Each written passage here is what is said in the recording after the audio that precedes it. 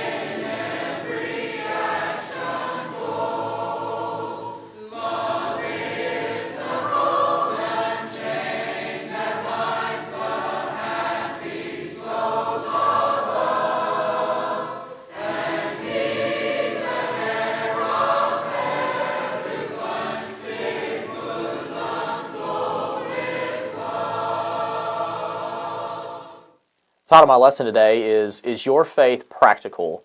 We'll be studying from James chapter 1, verses 19 through 27. Over the last couple of weeks and even a couple of months now at this point, I have started watching my diet. Now you may be thinking, Todd, you're young. Why would you feel that way? Well, I started getting asked at church quite often, how do you like cooking, Todd, in your new apartment? How do you like dealing with that and doing that? Do you cook often? And so I felt bad when the way that I portioned my meals, quite honestly, did not look like the My Plate picture. You probably know what that looks like. And so I didn't have an appropriate amount of fruits and grains and vegetables and protein and dairy. I didn't have that adequately balanced. Quite honestly, I was eating a lot of ham sandwiches and eggs, and I wasn't balancing with vegetables and fruits and other grains and everything. And so my meals were very imbalanced, and I just made a personal choice. I said, I want to be able to portion my meals in such a way that allows me to make it efficient in cooking. I don't have to cook all the time, but I also want to be able to eat healthier, and I want to make sure that my body will thank me for it later. And so one of the things that I got into lately has been preparing my meals, or meal prepping, so to speak. And if you don't know what meal prepping is this process where you basically go and you plan out how many meals you're going to prepare for the entire week. You go to the store, i.e. Walmart or Costco or Aldi's or wherever. You buy all the ingredients in bulk. You then take all those ingredients home and cook them in one sitting, and you put them in these fancy little plastic meal prep containers with portions in them, so you can portion out the protein and the vegetables and the fruits and the dairy and the grains. You can put all those in different portions, and you can control how much you're intaking every single meal, and it helps you. Some people use it to lose weight, and other people just use it to get healthy and fit and everything. And so I started doing that, and I really started seeing the benefit of it, because I could do all that work on the front end, take my meal to work or the church building, and sit down, and within 2 minutes of warming it up in the microwave, I could have a very hot, fresh meal, and it was beneficial to my body. My body would thank me for it later. It was practical, it was beneficial, it was useful, it was significant in my life. It was able to be repeated over and over, and it was efficient and effective in this current world today in which we are all about fast food. And so I found meal prepping to be something that I've regularly practiced. I'll be honest with you, I've been slipping this week, but other than that, normally, most of the time, I find myself preparing my meals and not having to cook before every single meal that I eat. How many of us could say that our faith is practical, like meal prepping? How many of us could say that our faith is practical? It's beneficial, not just to us, but to other people. It's useful. It's disciplined. It's able to be repeated over and over. And people in the world around us, or those that are in the world around us, find it even effective and fruitful. How many of us could say that our faith is practical? Because the reality is, our faith is not practical until it becomes impactful. And so James has something to say about what it takes to make sure that our faith is practical. No, he's not speaking to meal prepping. We're not going to be meal prepping today. However, we will be faith prepping today to see if our faith is actually practical in everyday life, if it's well portioned, if it's managed, if it's taken care of. And so part of meal prepping, like I said before in this whole process, if you're going to first meal prep, you're going to have to figure out how many meals you're going to eat throughout the week.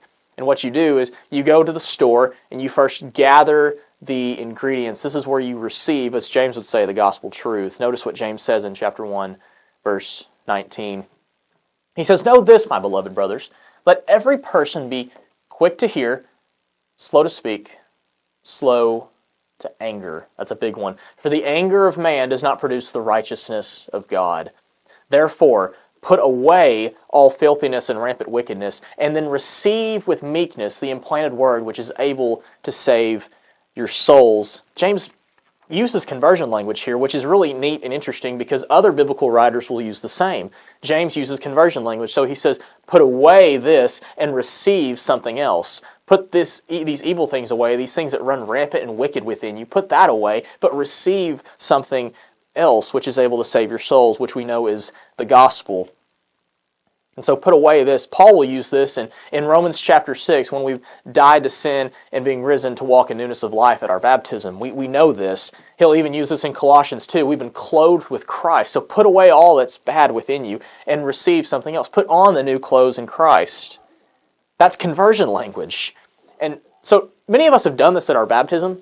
Many of us have done this very well, quite honestly. We've died to our old selves. We've been baptized into Christ. We've repented of our sins. We've obeyed the gospel by surrendering ourselves to King Jesus in the waters of baptism, dying to our old self, rising to walk in newness of life. But we're faced with a dilemma here. Sure, it's all great and fine and absolutely scriptural to be baptized into Christ, but what about the time period between from the time when I'm baptized and from the time when Jesus returns? There is a gap. There's a gap in which I've called to be accountable. There's a time of life that I've got to do something with. We can't just sit on our hands or sit on the pew and just not do anything. We've got to do something with our lives. We've got to do something with our faith. What do we do with that interval? James would actually say, receive this. As you put this away and die to your old self, receive something else. He says this is the implanted word, which is able to save your souls. Most people agree that this is the gospel because it's the only message that we know that can save our souls. But it's almost like James is reminding us of the gospel, like telling us to remember the gospel. And what's interesting and funny for me is the question becomes, why does James feel the urge to remind Christians about the gospel? These are people who are already saved. You might be feeling this way too. Why do I have to remind myself of the gospel if I've already responded to it? Why do I need to know that all the time? Well, if you're reminding yourself of the gospel, you know Paul did that very well in 1 Corinthians chapter 15. He wrote to the Corinthians. You know the Corinthian church is a hot mess church. You know they got issues. They got problems. Anywhere from offering food to idols and that issue, or corporate worship, to a man having unlawful sexual relations with his stepmother. You know this to be true. They're a hot mess and they've got hot topic issues. And so Paul, at the end of 1 Corinthians, at the end of 1 Corinthians, the letter, but in the beginning of 1 Corinthians chapter 15, Paul would actually come back to the basics and he says, now I would remind you, brothers, of the gospel, the implanted word I preached to you, in which you received, in which you stand presently, and by which you're being saved, future tense, if you hold fast to the word I preached to you, unless you believed in vain. Paul feels the urge to remind a church that is going through hot mess, hot topic issues about the gospel. Why does Paul feel the urge to do this? because they're a church facing real issues and they need real solutions. And Paul believes that the gospel is the only thing that's going to keep them tethered and sane spiritually. So what if we reminded ourselves of the gospel every day of our lives? Before we went to work, before we even engaged with our kids in the morning, what if we reminded ourselves of the gospel, not just on Sundays and Wednesdays by which we feast on the gospel, but then starve on Monday, Tuesday, Thursday, Friday, and Saturday? What if we feasted on the gospel every day of our life, not just when we come together as a church in a church building?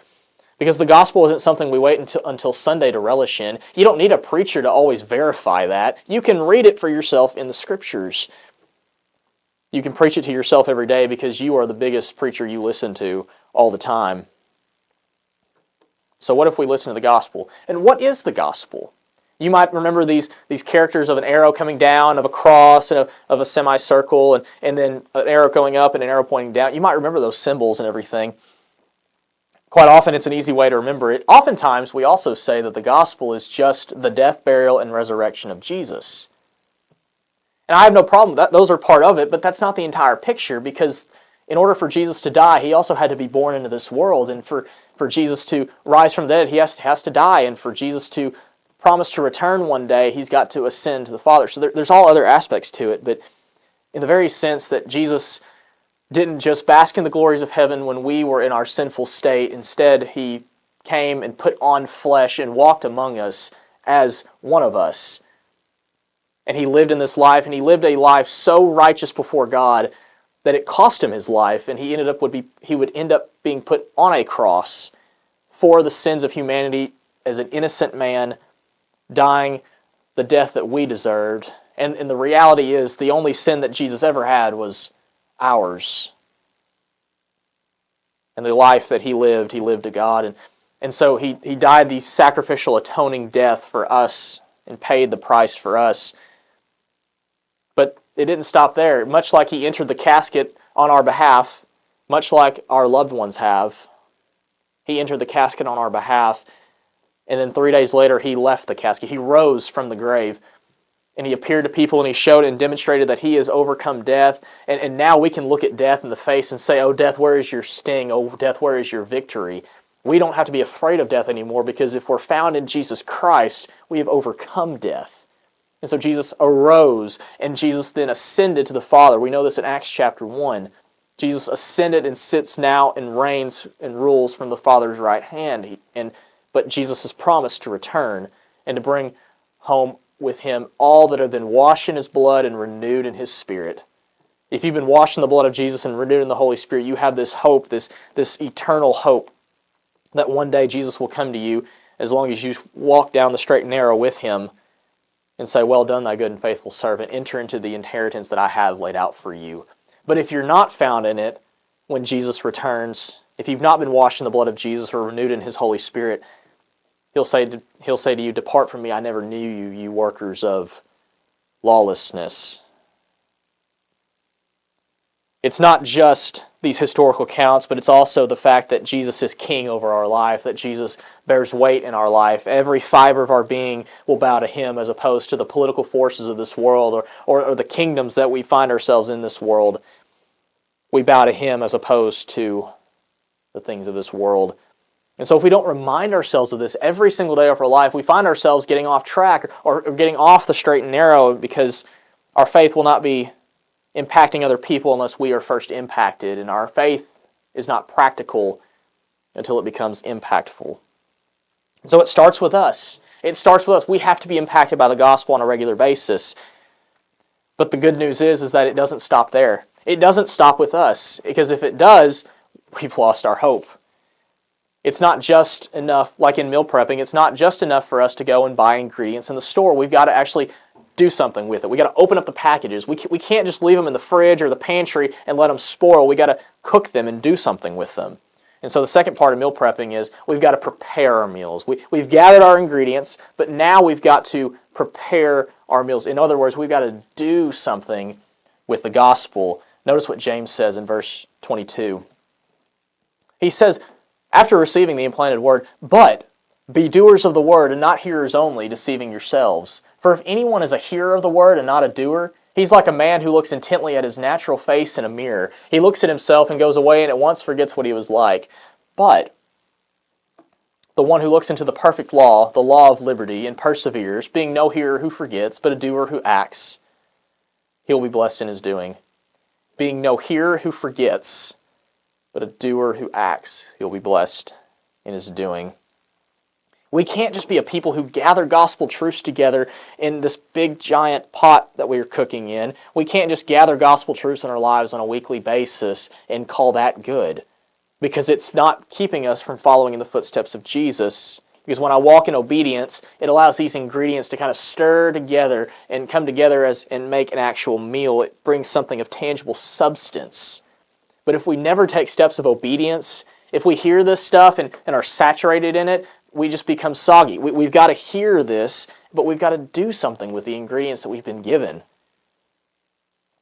For instance, what the church often does is we have prioritized being at church on Sunday or Wednesday, and we've prioritized hearing the Word of God. And that's a noble thing. If the doors are open, we're going to show up. If the Word of God's being presented, we're going to take notes. That is absolutely, quite honestly, impressive and different than the rest of the world. And so often, people don't come to church, and God even set up commands where it's important that we would prioritize worship. I'm not against the Sunday and Wednesday meetings. Don't get me wrong there. It's important. It's a great tool that God gave us in order to rejuvenate and encourage us in heart and spirit. However, I have missed the point in it, though. If all I think that I have to do to be right with God is to sit in the pew and sit through a sermon, whether or not I listen to it or not, whether or not I fall asleep in it or not, as long as I show up to the building with the right title this day of the week and sit in the pew, I'm fine. That's what often the church prioritizes. The church often today has prioritized weekly attendance over that of daily obedience. And wherever you attend worship, you most likely have been blessed to have insightful lessons weekly from the pulpit. I'm sure the minister at your church loves wowing you and amazing you at the exposure to the depths of the Holy Scriptures that they've studied that week. I'm sure that you are amazed and saturated with that, and it's presented well. I assume that. And I'm even impressed as I watch area preachers to see what my preaching could be like someday as I develop. However, if we took the James principle in effect, that also means that it's really not about how many great lessons I hear. It's not even about the notes that I take in my Bible or in my notebook. It's how many sermons I'm living in my everyday life, because God never called us to prioritize weekly attendance over daily obedience. Instead, He's called us to daily obey Him and do His Word instead of just attending and hearing. I can be wowed with a great lesson, but that doesn't mean I'm going to live it out. That doesn't mean I'm actually going to preach the Scriptures by the way that I live, because we're called to do something and to take action.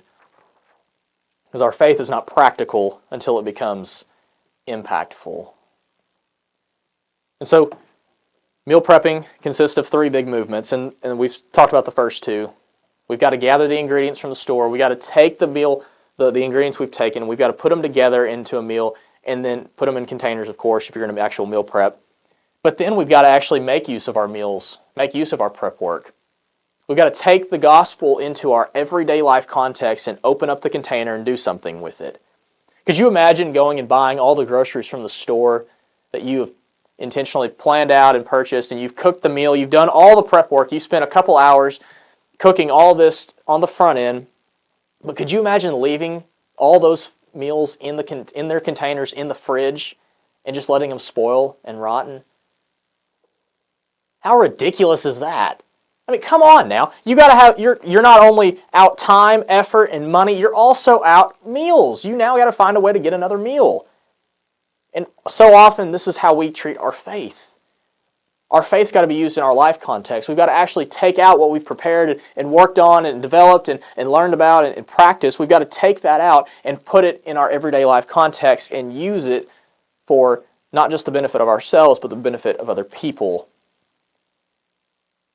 You can have a fridge full of food, but at some point there's an expiration date. There's an expiration date to the time that I am wowed by a sermon, and my faith will not be practical until it becomes impactful. And so here, James gives some benchmarks for how to actually live a faith out practically. Verse 26, he says, if anyone thinks he's religious and does not bridle his tongue, but deceives his heart, he says this person's religion is worthless. Religion that is pure and undefiled before God the Father is this. Religion that God intends for us to have is to visit orphans and widows in their affliction and to keep oneself unstained from the world. Okay, those are the two benchmarks. In other words, my faith must consist of both integrity and of impact. So integrity being that of holiness, of purity, of substance, but I've also got to be one of impact. I've got to have lives that are touched, that are changed, that are affected, that are actually impacted by the way that I live. I can't just let my light shine and expect for people to catch on. I've got to actually engage them where they are, meet them where they are, make the most of my time with them. Because my faith is not practical until it becomes impactful. You know, one of the greatest challenges that we as people of faith have is doing this. This is probably the most difficult thing when you boil it all down, when nothing else is left. This is probably the one thing that the church struggles with the most. How do we be welcoming to everyone in the world, but yet not affirming of all? We can welcome all people to the gospel of Jesus, but that doesn't mean that all are going to follow. That doesn't mean that people are going to give up their sinful ways, easily at least. How do we engage this world around us, but not partake of this world around us? That's the biggest question we have. And we might see this as a moving target. We might see this as trends change, and we don't always know how to engage the world around us. We understand that. That's no excuse, though. But in the first century, Jesus probably did this the best. Jesus was someone who could sit with tax collectors and sinners and people who had been written off in society as no good nobodies. And Jesus sat with them and did life with them. But Jesus didn't conform to their way of life. He called them to a new life and did something different. He was able to maintain integrity and holiness without compromising it for pagan worldliness. And for Jesus, holiness didn't become an excuse to avoid people in lifestyles either. In fact, Jesus would tell his disciples that were listening to him preach the Sermon on the Mount that they were called to be salt and they were called to be light. He called them to have a practical faith that's not just sitting around, but it's also making an impact on other people's lives, because our faith is not practical until it becomes impactful. And you and I know good and well that it's fine and good to be people of integrity, to be people of salt and that of light. We can be all the salt that we want or all the light bulbs that we want. But you know, salt never does any good for any bland meal if it never leaves the salt shaker. A light bulb does no good for you if you never take it out of the box you bought it in and put it in the fixture. Otherwise, it's going to sit in the laundry room and the counter up above your laundry. Our faith is not practical until it becomes impactful.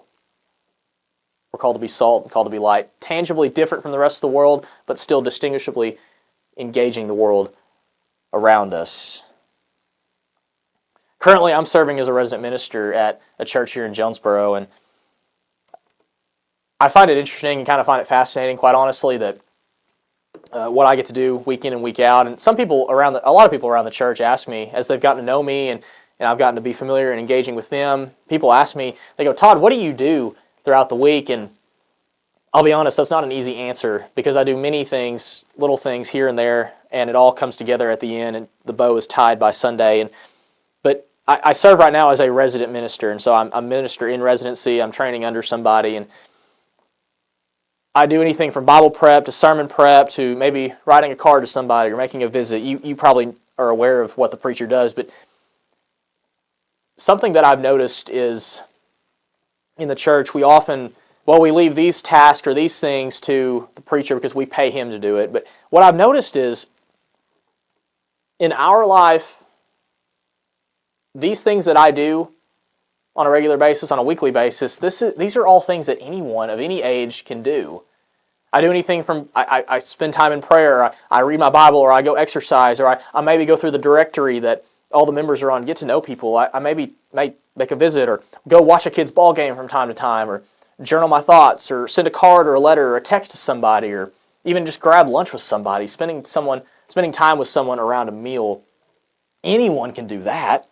Anyone can spend time with people. It's just a matter of, are you willing to? It's not can you, but it's will you? Are you willing to have an impactful faith?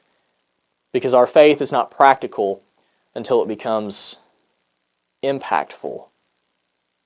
It's not can you have a practical faith, it's will you have a practical faith. So what's something you can do this week that allows your faith to be practical? Is your faith past, I would assume most of our faith is probably past the gathering the ingredients or gathering the gospel truths together, but we probably struggle with the second part and third part of meal prepping. We probably often struggle with doing the Word of God and then living and impacting people with the Word of God. We probably struggle with that more so. If you've responded to the gospel, then you probably are in that category. And so what's something that you can do, that you can read the Word of God this week and do something about it? Is there something that you can do, like, for instance, instead of complaining about not knowing where that scripture is, I don't know where that scripture is, I know what it kind of says, but I don't really know where it is. What if you spent some time going through flashcards and writing down some scriptures and memorizing them? You have the time, I know you do. It's all a matter of priorities. What if we actually spent quality time in the Word? Or just went through devotional, or just visited somebody who's shut in and can't get out of their house and are suffering with pain or maybe chemo treatment? Can we do something that goes beyond ourselves while still maintaining integrity? What can you do to practically live your faith this week? For additional reading, we're going to read Colossians 1, 9 through 14. And so from the day we heard, we've not ceased to pray for you, asking that you may be filled with the knowledge of His will and all spiritual wisdom and understanding, so as to walk in a manner worthy of the Lord, fully pleasing to Him, bearing fruit in every good work and increasing in the knowledge of God. If you have a Bible question, would like to receive a free Bible correspondence course, would like a copy of 2 free books, please contact the Nettleton Church of Christ. Speaking the Truth in Love is brought to you by these area churches of Christ.